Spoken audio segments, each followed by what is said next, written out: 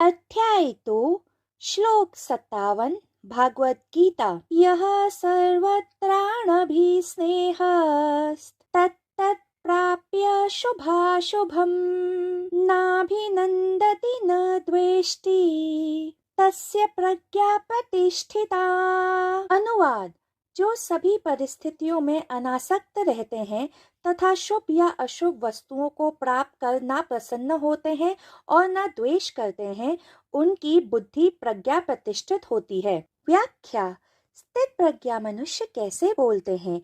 योगेश्वर श्री कृष्ण इस श्लोक में भी अर्जुन के इस प्रश्न का उत्तर दे रहे हैं कि स्थित प्रज्ञा मनुष्य किसी भी वस्तु से आसक्ति नहीं रखते हैं। जब उनके जीवन में सुखद तथा अप्रिय घटनाएं घटती हैं तो वह ना तो हर्षित होते हैं और ना ही द्वेष करते हैं। मनुष्य सुखी कब होता है? मनुष्य सुखी तब होता है जब उसके जीवन में घटने वाली घटनाएं उसकी आशा के अनुसार होती हैं तथा अगर उसके जीवन में घटने वाली घटनाएं उसके अनुसार नहीं होती हैं तो वह दुखी हो जाता है। योग के अनुसार वासना को उन वस्तुओं का मूल कारण माना जाता है जो हमारी रुचि और अरुचि तथा दृढ़ भावात्मक प्रतिक्रियाओं को प्रेरित करती हैं और आमतौर पर लालसा या घृणा के रूप में प्रकट होती हैं। वासना आनंददायक भी हो सकती है तथा पीड़ादायक भी हो सकती है। मानव शरीर एक असाधारण यंत्र है। हम इसके प्रति सचेत रहें या नहीं, यह सब कुछ अपनी चेतना में अभिलेखित करता रहता है।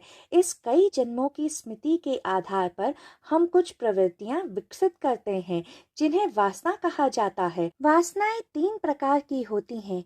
देह वासना अर्थात शरीर से अनुचित लगाव, लोक वासना अर्थात संसार के लिए अनुचित लगाव तथा शास्त्र वासना अर्थात ज्ञान प्राप्त करने की वासना, शास्त्रों के अध्ययन की वासना तथा शास्त्रों में वर्णित ज्ञान के पालन की वासना। हमारी वासना के प्रकार के आधार पर हम कुछ प्रकार की जीवन स्थितियों की ओर खींचे चले आते हैं अथवा कुछ प्रकार की जीवन स्थितियों को अपनी ओर आकर्षित करते हैं।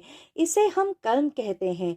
कर्म का अर्थ है कि हम अनभिज्ञता में अपने जीवन के हर क्षण स्मृति का निर्माण कर रहे हैं। यह स्मृतियाँ जैसी भी होती हैं, हम अपने जीवन में उन्हीं के अनुसार व्यवहार और कर्म करते हैं तथा उन्हीं के अनुसार जीवन अनुभव करते हैं। वासना का बीज यह भावना उत्पन्न करता है कि हमारा एक सीमित व्यक्तित्व है, पृथ्वी में हर किसी से और बाकी सभी प्राणियों से अलग।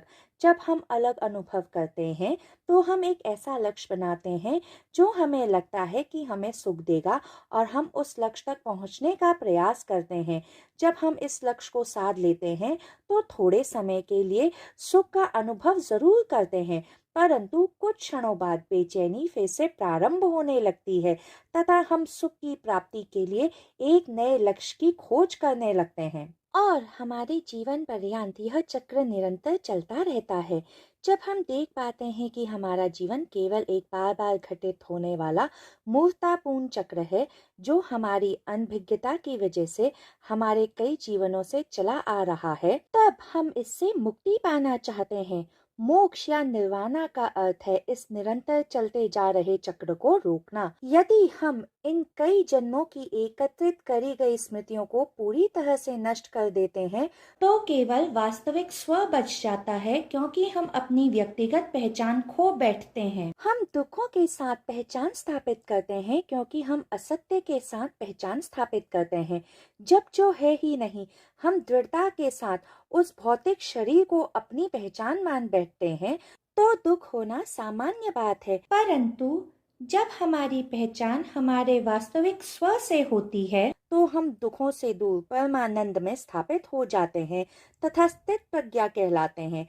तब हम ना सुख में हर्षित होते हैं और ना दुख में द्वेष से भर जाते हैं, क्योंकि हम आनंदमयता में स्थित हो जाते हैं जो जीवन का मूलभूत नैसर्गिक ढंग है। अगर आपको मेरे इस श्लोक की व्याख्या पसंद आई हो तो कृपया कर मेरे चैनल द मिस्टिक डीमिस्टिफाई को लाइक, शेयर और सब्सक्राइब करें।